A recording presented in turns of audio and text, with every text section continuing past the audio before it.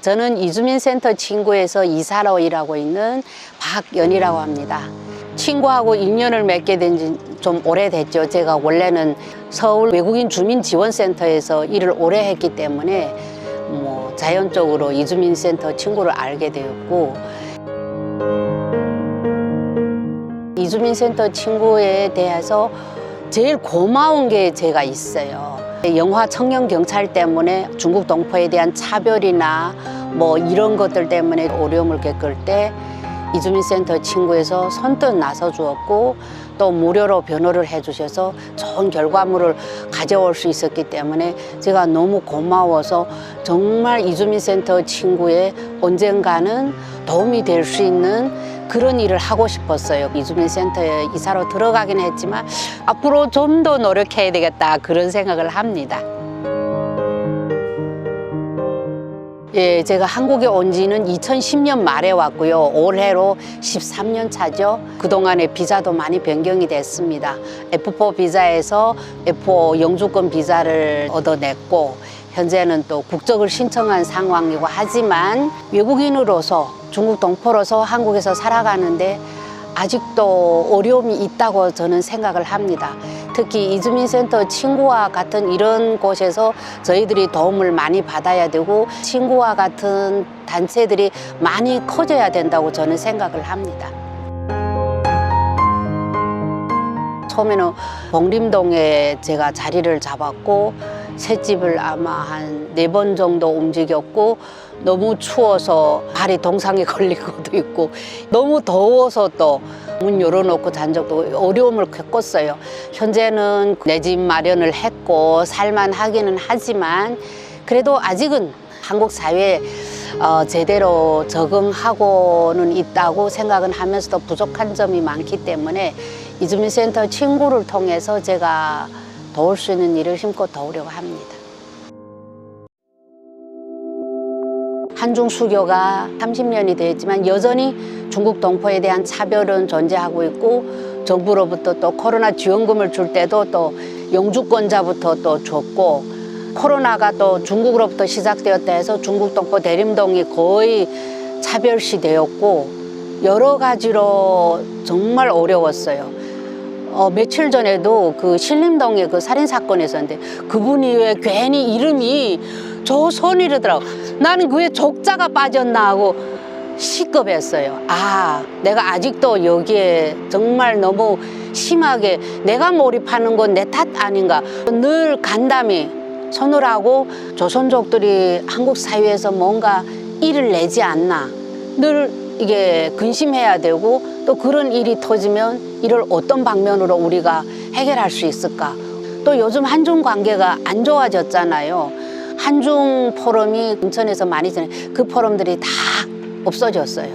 그러면 저는 또 두려운 거예요. 한국의 학부모들이 중국어 배우는 걸 별로 또 원치도 않고 여러 가지로 영향을 받고 있고, 여전히 이런 차별은 진행 중에 있어요. 이 차별에 대해서 우리가 어떤 방법으로 해결할 수 있는지, 또 어떤 방법으로 이걸 맞설 수 있는지, 한국 사회에 우리가 기여할 수 있는 점들을 통해서 우리가 이런 차별을 조금 덜 할 수 있도록 하는 게 방향이 아닐까. 분노만 해서는 안 된다. 저는 그런 점에서 많이 노력하고 있습니다. 제가 처음에 서울시 서남권 글로벌센터에 취직이 됐을 때 정직원 중에는 유일하게 외국인이었어요. 저는 나름대로 많이 노력해서 한국화 됐다고 생각했는데, 문득 제가 무슨 말을 하면 못 알아듣는 직원들이 대부분이에요. 언젠가 우리가 중식당에 전화를 해서 단칸방 예약하자 이래서 제가 전화를 드렸는데, 직원들 웃는 게, 선생님 단칸방이 뭐예요?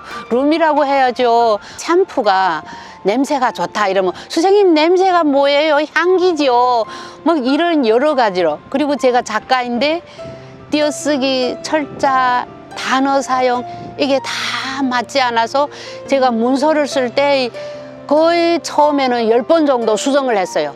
과장님 수정하고 센터장님 수정하고. 그러니까 자존심이 막 상하는 거예요. 3년을 걸치니까 제가 지금 많이 수정할 내용이 줄어들었지만 여전히 있긴 있어요. 지금 제가 법무부에서 진행하는 사회통합 프로그램 멘토로 강의를 하고 있어요. 강의를 하면서 내가 어려웠던 점을 그분들한테 얘기를 하면 그분들이 선생님 저는 조선족이 부럽습니다.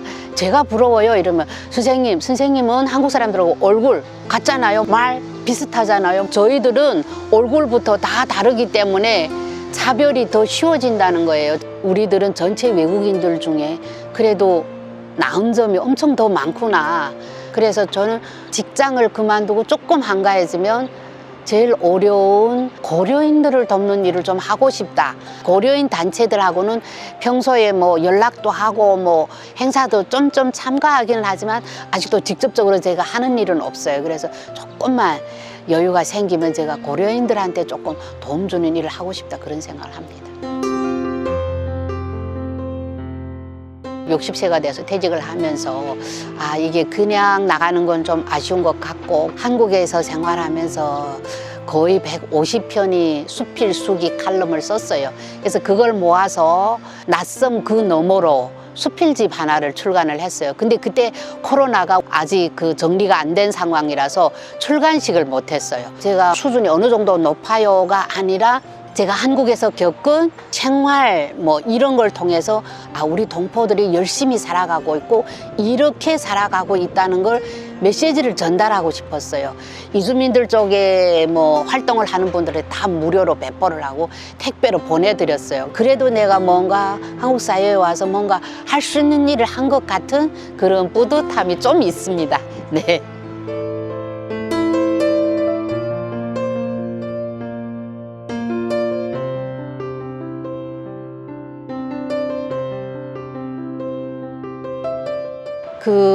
제가 사단법인 조각부에서 공동대표로 3년간 일하면서 보니까 회원 모집이 제일 어려워요. 이주민센터 친구도 마찬가지라고 생각해요. 중국 동포들은 그 회원제에 대한 그게 좀 개념이 좀 없을 수도 있어요. 중국에서는 협회라는 게 없어요. 국가에서 승인이 안 되기 때문에.